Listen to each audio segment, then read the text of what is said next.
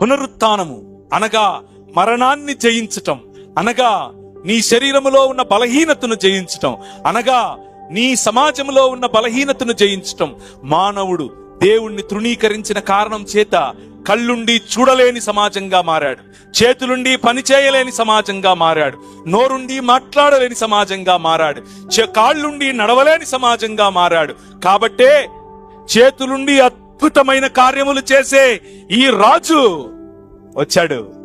వచ్చేశాడు, నీ జీవితంలోనికి వచ్చేశాడు. ఆయన పిలుస్తున్నాడు.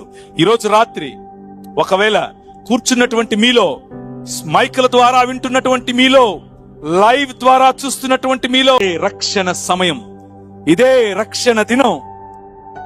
దీన్ని అలక్ష్యం చేయొద్దు. ఆ ప్రభు తన స్వరక్తమిచ్చి నిన్ను కొనుక్కున్నాడు. ఆ ప్రభు నిన్ను తన స్వరూపము పోలిక చొప్పున చేయాలి అని ఆశపడుతున్నాడు. ఆ రాజు ఈ భూమిని, ఈ ఆకాశమును మళ్ళీ ఒకటి చేయాలి అని ఆశపడుతున్నాడు.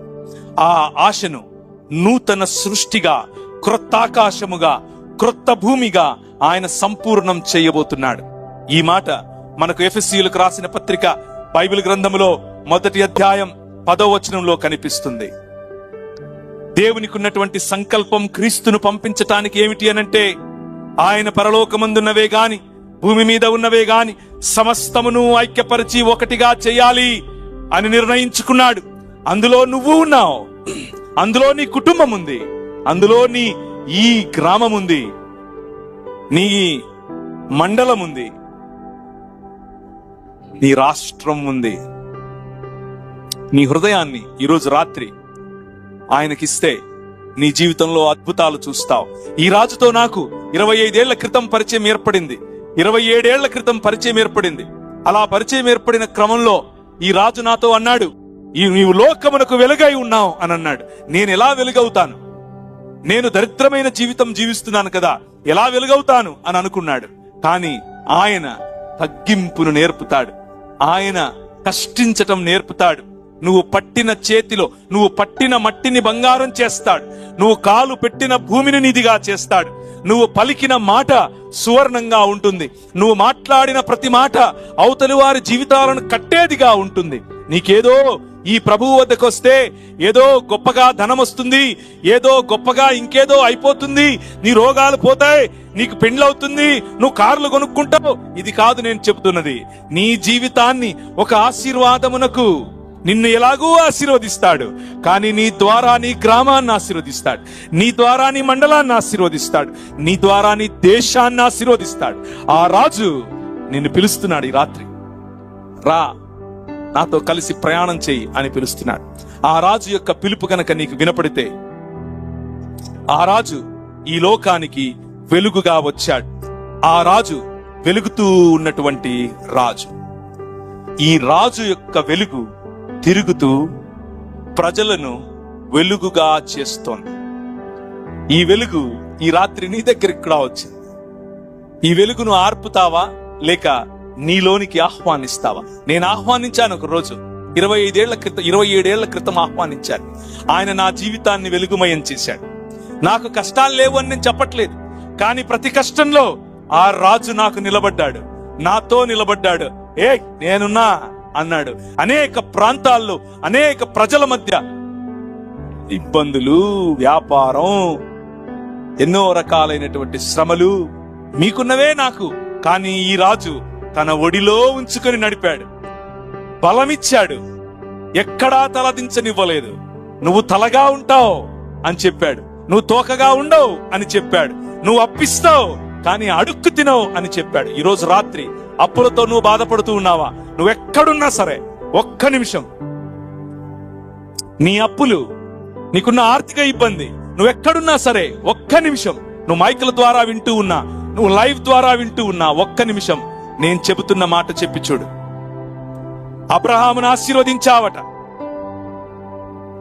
అబ్రహాము జీవితంలో అనేకమైన ఆశ్చర్య కార్యాలు చేశావట. నిన్ను నమ్మిన ప్రతి వాడిని తలగా ఉంచుతావట. అవమానముతో, అప్పుల బాధతో కృంగిపోయిన నన్ను తలగా చేస్తావా అని అడిగి ఒక మాట అడిగి చూడు. నన్ను తలగా చేయి ప్రభువా అని అడిగి చూడు. He will do it. ఆయన చేస్తాడు. నా జీవితంలో చేశాడు, నీ జీవితంలోనూ చేస్తాడు. ఆ రాజు నీ రాజు. ఒక్కసారి ఆ రాజుకు నీ జీవితం ఇచ్చి చూడు. నీ జీవితాన్ని ఎంత శోభాయమానంగా చేస్తాడో చూద్దువు గాని. ఆ రాజ్యములోనికి నిన్ను పిలుస్తున్నాడు. ఆ రాజ్యములో ఎప్పటికీ నశించినటువంటి దేవునితో సంబంధం నీకుంటుంది.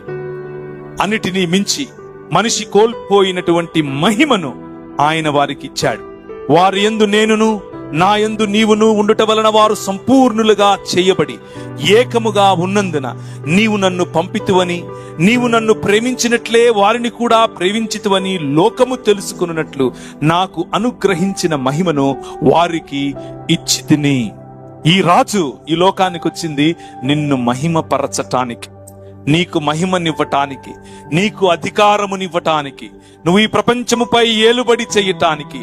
ఏలుబడి వైలెన్స్ తో కాదు, ఏలుబడి బెదిరింపులతో కాదు, ప్రేమతో. ఈ రాజు నేర్పిస్తున్నటువంటి సింపుల్, చాలా సరళమైనటువంటి సందేశం, నీ సృష్టికర్తయగు దేవునితో సంబంధం, నీ పొరుగు వాడితో సంబంధం, నీ పొరుగు వాడిని ప్రేమించే జీవితం. ఇంతే బైబిల్ యొక్క సారాంశం. సమస్త బైబిల్ యొక్క సారాంశం ఇదే. ఈ రాజుతో కనుక నువ్వు కలిసి పయనిస్తే, ఈ రాజుతో కనుక కలిసి నువ్వు ప్రయాణిస్తే దేవునితో సహవాసం. ఈ రాజును కలిసి ప్రయాణిస్తే నీ సాటి మనిషిని గౌరవించే మనస్సు నీకొస్తుంది. ఇప్పుడు కులం అన్న అడ్డుగోడలు నిన్ను ఆపవు, మతం అన్న అడ్డుగోడలు నిన్ను ఆపవు, నువ్వు స్త్రీవి నేను పురుషుణ్ణి అన్న అడ్డుగోడలు నిన్ను ఆపవు, నీ ప్రాంతం వేరు నా ప్రాంతం వేరు అన్న అడ్డుగోడలు నిన్ను ఆపవు, నీ భాష వేరు నా భాష వేరు అన్న అడ్డుగోడలు నీకు ఇక లేవు. నువ్వు నలుపు నేను తెలుపు, నువ్వు ఎరుపు నేను పసుపు అన్న తేడాలు లేవు. అందరూ సమస్త మానవులు ఒక్క శరీరముగా మారే ఏకైక రాజు చేస్తున్నటువంటి ఒక యాగం. ఆ యాగములో భాగముగా నిన్ను పిలుస్తున్నాడు. ఈరోజు ఈ రాజు యొక్క స్వరం నువ్వు వింటూ ఉంటే, రా రా, ఈ రాజును ఆశ్రయించు. ఈ రాజు నిన్ను ఆశీర్వదిస్తాడు. ఈ రాజు నీ జీవితానికి ఎన్నడూ నువ్వు మర్చిపోనటువంటి నీకు ఒక ఆశ్చర్యకరమైనటువంటి జీవితాన్ని ఇస్తాడు. ఆయన ఎల్లప్పుడూ ఉన్నాడు, ఎల్లప్పుడూ ఉంటాడు. ఇక్కడ ఇప్పుడు ఈ క్షణం నీ ముందు ఉన్నాడు. ఆయన మాట్లాడుతూ ఉంటే, ఒకవేళ నీకు వినిపిస్తూ ఉంటే, ఆయన స్వరాన్ని, సన్నని మెల్లనైన ఆ రాజు స్వరాన్ని విను. ఈ నల్లట్ట పుస్తకం 66 పుస్తకాలు ఉన్నటువంటి బైబిల్ గ్రంథం వెళ్ళింది. ఎక్కడెక్కడికి వెళ్ళిందో అక్కడెక్కడ సుభిక్షత, ఎక్కడెక్కడికి ఈ గ్రంథం వెళ్ళిందో, ఈ సువార్త ప్రకటింపబడిందో, ఈ రక్షణ సువార్త ప్రకటింపబడిందో అక్కడక్కడ స్త్రీకి న్యాయం జరిగింది, పిల్లలకు న్యాయం జరిగింది, అందరికీ చదువు ఇవ్వబడింది, అందరికీ ఆరోగ్యం ఇవ్వబడింది. ఈరోజు రాత్రి నీ శరీరములో రోగం ఏదైనా ఉంటే, అనారోగ్యం ఏదైనా ఉంటే, ఈరోజు రాత్రి నీ మోకాళ్ళ మీదికి నువ్వురా, నీ మోకాళ్ళ మీదికి నువ్వురా. ఆయన నిన్ను ఆశీర్వదించబోతున్నాడు. నీకు కణితి, నీ క్యాన్సర్, నీ ఎయిడ్స్, నీ ఏదైనా సరే ప్రపంచంలో, నీ హృదయంలో ఉన్న రోగమా, నీ శరీరంలో ఉన్న రోగమా, ప్రతి ఒక్కటి ఈరోజు రాత్రి నిన్ను ఈ ప్రభువు తాకబోతున్నాడు.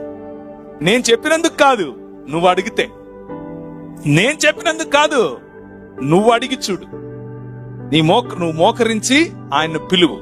నువ్వు నన్ను స్వస్థపరుస్తావట, స్వస్థపరుచు యెహోవా అనువట. నువ్వు దిగి వచ్చిందే అందుకట. మానవులకు స్వస్థతట, ఈ లోకమంతా సంతోషమట.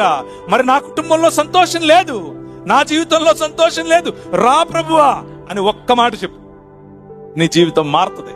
Tonight is the night that you will see the day. ఈ రాత్రే నీకు వెలుగుమయమైన రాత్రి. ఈ రాత్రి నీ జీవితాన్ని మార్చే రాత్రి. ఈ రాత్రి నీ రోగములు పోగొట్టే రాత్రి, పరిశుద్ధాత్మని శక్తి చేత నింపే రాత్రి.